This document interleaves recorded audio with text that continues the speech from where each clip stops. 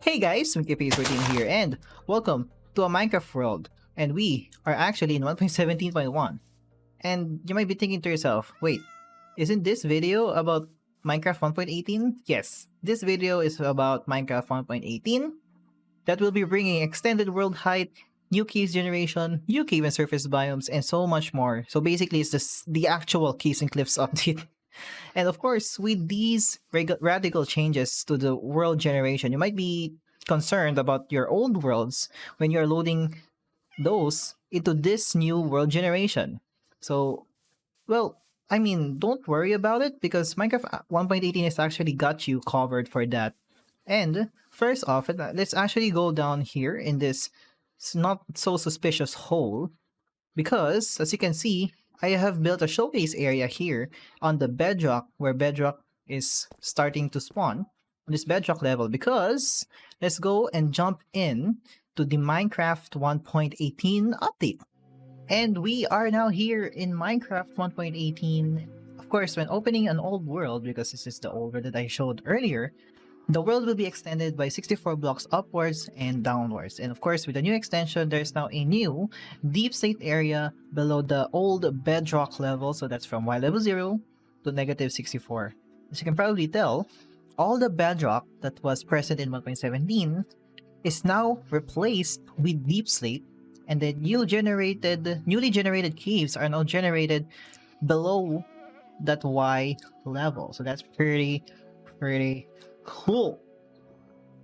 So it feels like everything here, everything that you can see below Y level 0 or even Y level 5 feels like a new caves. It's like that cave, that portion of the world is still there. It was there before, it's just blocked off by bedrock. And of course, bedrock is now on the Y level negative 64 instead of 0 because of the extended Y level. And let's go actually upstairs, or on the surface, because if we look around, this is the general area where I generated the 1.17 world. This is the starting area, and I didn't go far. This is actually where I spawned, and then just set up the overview setup. And as you can probably tell, if you just go around the map, you will definitely not see any like obvious transition between the 1.17 generation to the 1.18 generation because of this biome blending that they implemented just to smoothen out some of the kinks of the changed world generation. This might be a little bit of a wow. This is a big cave. Oh, that's a big cave. If you go around, there's like no, as you can see, there's like no like obvious indicator that hey, this line, like this chunk, you actually activate the chunk border. If you look at the chunk border, you can't really turn it off because it's kind of hard to see. But as you can probably tell, like there's no like indicator like hey, this chunk is generated in 1.17, this chunk is generated for 1.18. It's just smooth. So this makes your world doesn't look like it's just hey, this is like the boundary between the versions. It just smooths it out. That's pretty cool. And of course, there's changes in the seed system under the hood. So when you use a seed from 1.18 Java, you can actually use that seed on Bedrock Edition, and it will generate almost the same world, if not the same. So that's basically the under the hood changes for the seed system. So that's enough for the caves. Let's actually go to the second half of the Caves and Cliffs update, which is the cliffs. There are now 6 new mountain sub-biomes, and what you are seeing right now is the meadow. So basically, it is a flowery mountaintop where where birch trees can spawn with a guaranteed chance of spawning with a beehive. So if you see a birch tree, there's definitely gonna be a beehive when it spawns in the meadow. So meadows is basically a flowery, as I've said, flowery plateau in the mountaintop, and it's basically near the lowest layers of some mountains, and usually it is near plains. So this is a plain biome. So it just goes. This is the oh wow. Okay, this is the plain. It looks like this is a plains biome, right? And then it just goes up, and this is the meadow, and it's pretty flat, so you can easily build like a pretty large base in the meadows. It's a pretty big meadow. So this right here, where there's like a snowy spruce trees, is the grove sub-biome, and it's basically generated near forested biomes, which such as like the forests, like the taigas, and it's also near a mountain. So if it's actually show the F3 screen, this is the grove where the tree is, and then the next mountain sub-biome that is actually near is the snow slopes, and as the name suggests, it's basically a slope of snow, and it generates um snow blocks, powder snow, and then the snow layer. So it's basically near the next to plains and then the snowy tundra. So this is a plain, so that's pretty cool. There's the snowy slopes. And then on top of the snowy slopes is actually another sub-biome, which is the frozen peaks. And as the name suggests, it's basically the peak of a mountain, which mainly generates packed ice or ice. And it's a pretty flat area or flat peaks. So yeah, that's how easy to describe these biomes. I'm not gonna lie. Next up is the Jagged peaks, and as the name suggests, these are mountain tops that is generated on a sharp and jagged shape, and it mainly is featuring snow blocks and stone blocks, and it's basically the opposite of the frozen peaks. These are mainly sharp and jagged. There's a lot of pointy tips compared to the frozen peaks, which are usually smoother on the top. And last of the mountain sub-biomes is the Stony Peaks. And Stony Peaks, as the name suggests, is basically peaks without the snow, and it mainly generates near temperate biomes, which is the jungle and the savanna. That's all the 6 mountain sub-biomes, and of course, we're done with the mountain biomes. Let's actually go down to the Dripstone caves. Right here, this is one of the new cave biomes that has been seen in the game, added to the game, well, properly implemented, because Dripstone caves were present in 1.17, but it's retroactively added to the old cave system. We're going to talk about the new cave system, by the way. So Dripstone caves mainly features the dripstone blocks and dripstones, and one main feature that the Dripstone caves has, if we can find one, here it is the dripstone pillars right here. So it's mainly used with dripstone blocks. So those are the main features of the dripstone caves. Oh, also, copper will spawn in bigger blobs here in a dripstone cave compared to like the normal generation. And I might also add, drowned will naturally spawn in water, of course, here in the dripstone cave. So be on the lookout for them. You might even farm some trident if you can.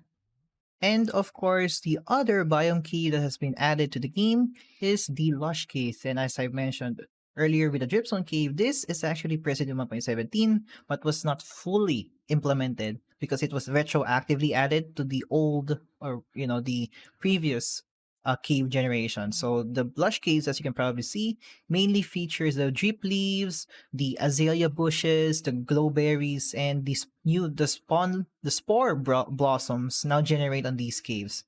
And it's mainly is the overgrown version of caves, and axolotls actually exclusively spawn now here in a Lush cave. I almost forgot what the biome's name is. So this is a very green biome, and you can probably live in here. That's pretty cool. Now, let's talk about the new cave generation types. And let's go underground actually. And there are actually 3 new generation types. First up is the cheese caves. Let's find a cheese cave because, oh, here it is. Here it is. Haha. So cheese caves is basically a very open area, mainly featuring these stone pillars that looks like it supports the whole cave. This enables the players to just fly around underground because of the very open sized area of the cave. And look at that. This is actually pretty big.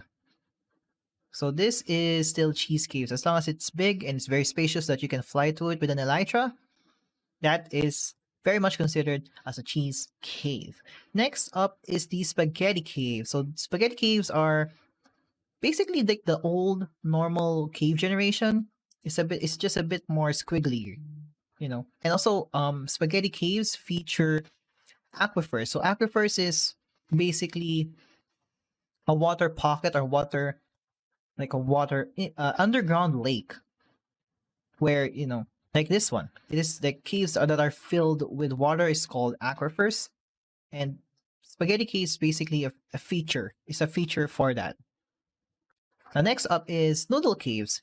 Let's see if I can find a noodle cave because noodle caves are basically smaller versions of the spaghetti caves. They're sort of thinner, more claustrophobic.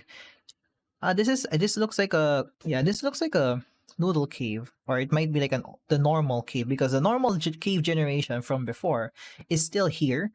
The cheese caves, spaghetti caves, and then the noodle caves is just added on top of the normal caves. And I can't find that easily the caves, but it's mainly smaller, just much tighter spaces compared to the spaghetti caves. Spaghetti caves is normally compared to like the old, or like the normal or old cave generation is just it features aquifers, and then the cheese caves is basically the big with stone pillar cave generation. So those are the three, almost said four, three new types of cave generation. Now, there are an extension of the world, right? And of course, there's now 64 additional blocks where ores can spawn underground, and of course higher as well. So the ore generation has been tweaked to accommodate to the changes of the world height. I'm just gonna go to the list really quickly and explain it as simple as possible. Right, let's go. Oh gosh. Coal. Now, coal generates between Y level 0 to 256 with 96 as its peak, or like the Y level where it will spawn the most. Copper now generates between negative 16 to 112 with 48 where it will spawn the most.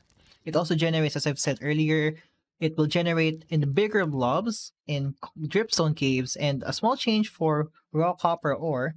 It will now drop 2 to 5 by default compared to 2 to 3. That is unenchanted drop. So fortune will still increase the chances of you getting more raw copper. Next, iron. It now generates between negative 32 to 256 with Y level 16 as the level that you can get most of the iron. Now, you might say, that's a really big range for iron to generate. There is actually 3 subsystems, or like sub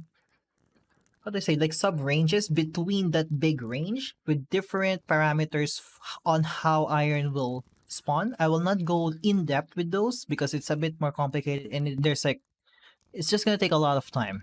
I'm not gonna lie, it's gonna take a lot of time, but just expect in that range from negative 32 to 256, you can get iron ore.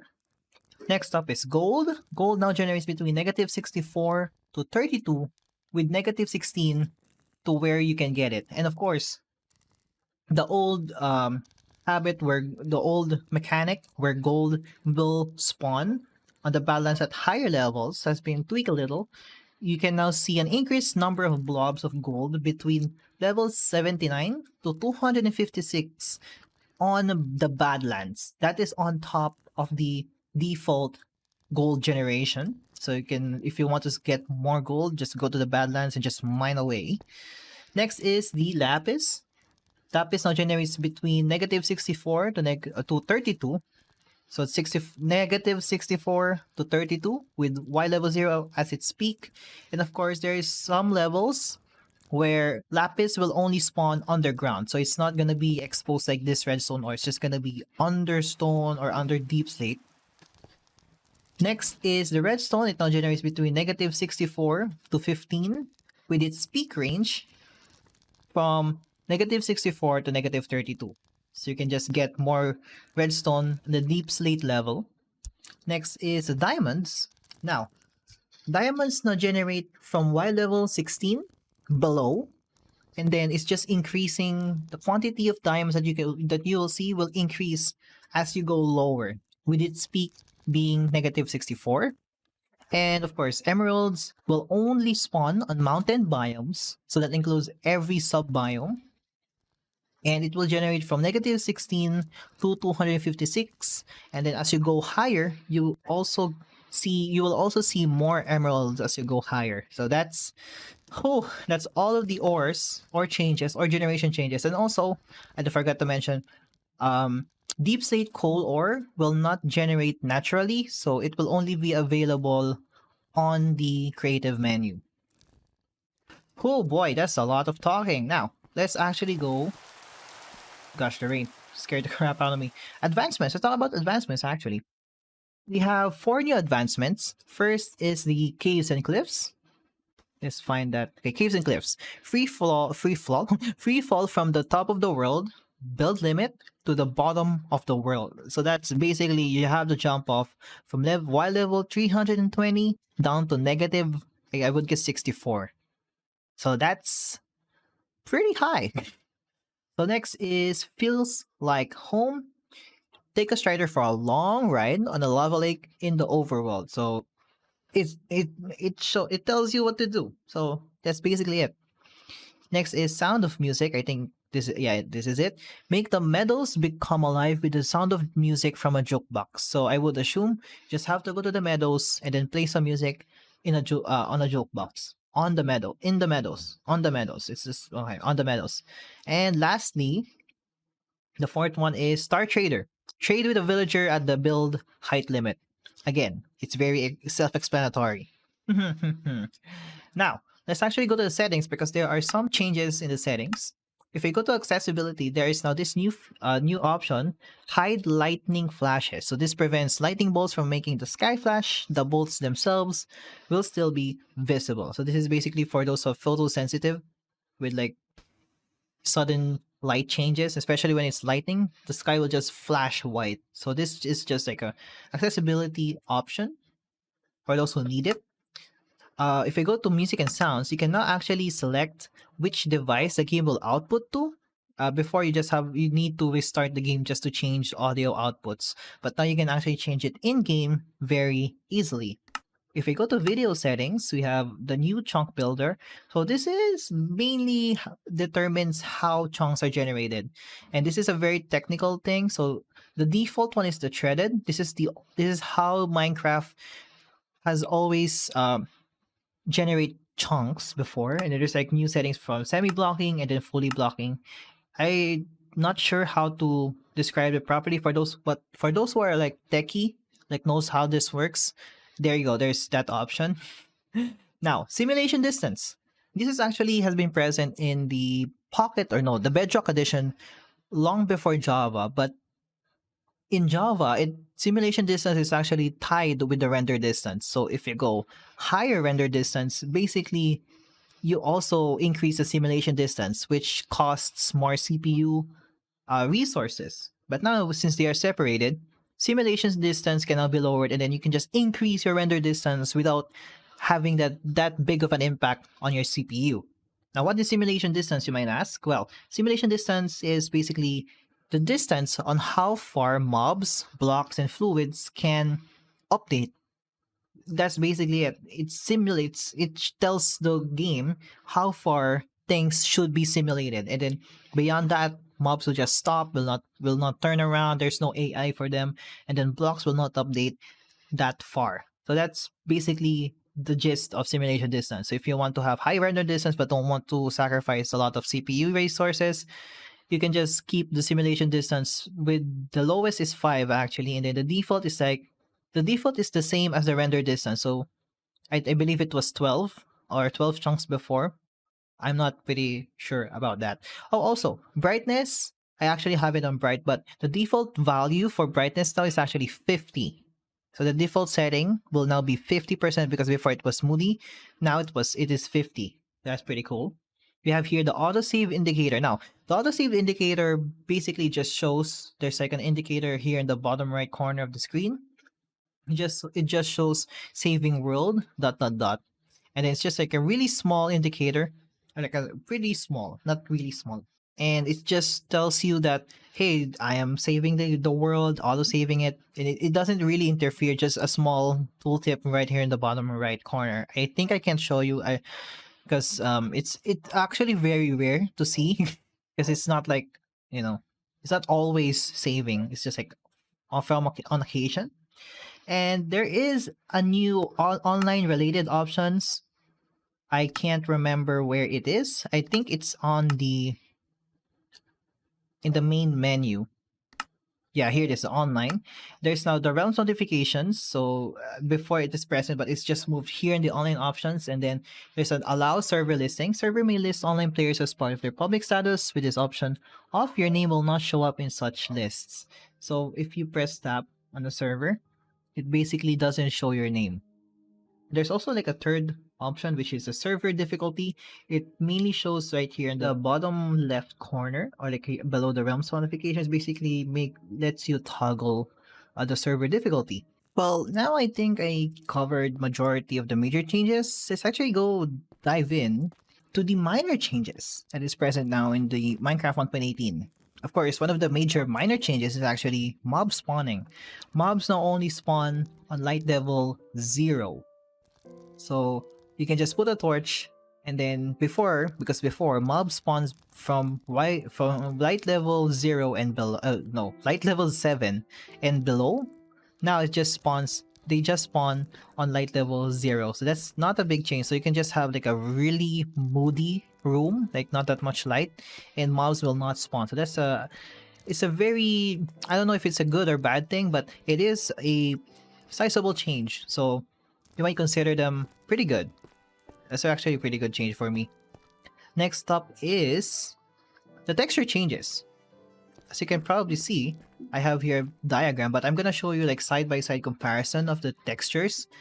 That's actually for all the signs, for the overworld doors and the iron door, and then the item frame. Those are changes. Those are changed just to be aligned with the texture, for the texture changes, and also the sign changes when you place it. Next up is the big Dripleaf, which I don't have here, and I don't know why. I actually set this up and it's not here. Now, before big Dripleaf, you can place big Dripleaf on any block, and I mean any block, any solid block. I should say that any solid block you can place big Dripleaf. Now they actually restricted that into these 9 blocks, which is clay, coarse dirt, farmland, grass block, moss block, mycelium, podzol, and rooted dirt. So these are the only 9 blocks where you can place them, and majority of these blocks actually generate in the Lush caves. So of course it would make sense, and since it is a plant. Why do I have an accent? Since it is a plant, it's actually now makes sense that it only gets to be planted on these, I would say, earth blocks. Next up is the glow squid. Those squids now only spawn in water under Y level 30. So that's basically the oceans and also underground. And now goats now only spawn in snowy, jagged, and frozen peaks. Because before, as long as it is a mountain, goats can spawn. Now goats can only spawn on peak sub-biome. So that's the snowy, jagged, and then frozen peaks. Next up, and I don't have the items here. Wow. We can now, as you can probably see in the left hand side of the corner. Oh gosh, they're not working again. Okay, there you go. Horses, mules, and donkeys now follow you when you hold a golden apple, an enchanted golden apple, or a golden carrot. So this is, if you don't have like a lead, you can't just lure them. So now you can lure them towards, like, I don't know, like your stable, or like to a fence. That's pretty cool. Next up, there is now an amethyst amethyst geodes now spawn, or now generate from Y level 30 and below. There is now actually 11 renamed biomes. So I'm gonna show you a picture of all them, and I'm just gonna read them out. So the 11 renamed biomes are: the tall birch forest is now called old growth forest. The giant tree taiga is now called the old growth pine taiga. The giant spruce taiga is now called old growth spruce taiga. Snowy Tundra is now called Snowy Plains, Jungle Edge is now called Sparse Jungle, Stone Shore is now called Stony Shore, Mountains is now called Windswept Hills, Wooded Mountains is now called Windswept Forest, Gravelly Mountains is now called Windswept Gravelly Hills, Shattered Savannah is now called Windswept Savannah, and Wooded Badlands Plateau is now called Wooded Badlands. Oh, that's a long list. Now, there's new music composed by Lena Rain, which is the composer of the 1.16 music for the Nether update, and Kumi Tanioka. You can find, I would assume that you can find them on Twitter, so you can check their works out. So their music is actually played on the when you visit caves, when you visit mountains, and also there's one new music on the main menu. And new update, new music disc. We now have another disc from Lena Rain titled Otherside. Almost said Overworld. Otherside. Let's just play a little bit. Now, Otherside is actually generated in Stronghold Corridor chests or in Dungeon chests. Now, there's actually a nearby dungeon here. Let's see if it will load. Come on. It's actually really bop. It's a bop. Here. So this is an example of the dungeon. And there's a chance that these chests will actually spawn the disc. So let's go back to the... go here. Let's go back here. Let's remove this. Let's put this back in the chest. Now, another change is actually the Java version. In 1.17, they changed it to Java 16 now. They changed it to Java 17. And of course, as I mentioned in like my previous snapshot video, you don't need to download anything for Minecraft to work. Minecraft actually bundles the recommended Java version in their launcher. So when you download the 1.18 update, you will instantly update the Java that is being used by Minecraft. So you don't have to think about any downloads or anything. Just download the update, it will run as it should be. Of course, if you're using the Minecraft official launcher. And of course, as you've seen earlier, there is now a new main menu background. So it basically features the caves and the cliffs. It's pretty freaking cool. Now, I believe that is all the new features and changes for Minecraft 1.18. That is a lot. And of course, as always, when updating old words to the new Minecraft version, always create backups because you never know what will happen. And I will show you guys how to backup actually. So let's actually try and do that to my survival series world. You just have to, there are two ways actually. You can just click it and then press edit. Then you can see right here, there's a button here called make backup. And if you want to access your backups folder, you can just press the open backups folder and open your file explorer. It shows you all the backups created by the game. And there's also another way. If you try to open the world, it shows you, do you really want to load this world? This world was last played in 1.17.1 and then you are on version 1.18. Please make a backup in case you experience world corruptions. So you can just press the create backup and load. Then it just loads your game to the newest version and then it creates a backup on that backup folder. So just be careful when opening worlds as always. That's basically like the tradition or like the norm when updating worlds. Just always create backups because there might be corruption that might occur. That is the video.